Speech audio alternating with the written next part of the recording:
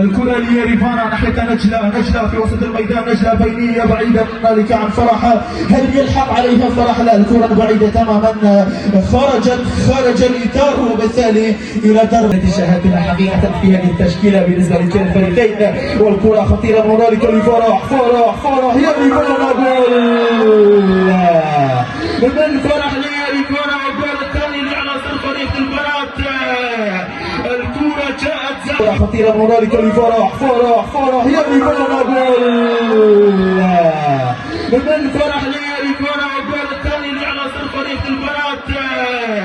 الكرة جاءت زاحمة خاصة مع بداية الشوط الثاني الذي لم نشهد فيه أي تغيير.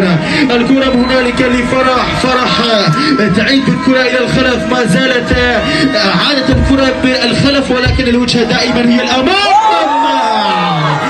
رائعة بالخامسة فرح، وكأنها تريد أن تتحدى يريفانا. الفريقين عناصر فريق البنات الفرح ليريفانا.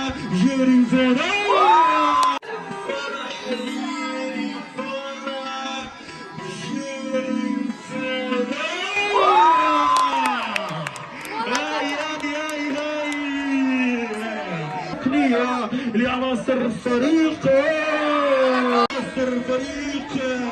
سيدات الجار ما زالت، ولكن منك ليريفانا بينية. يريفانا رائعة، يريفانا ما زالت رائعة بالأولى، والكرة ليريفانا ثانية أروع، والثالثة لنجلاء، أو لا هي سامبا، ومن ثم لمسكان.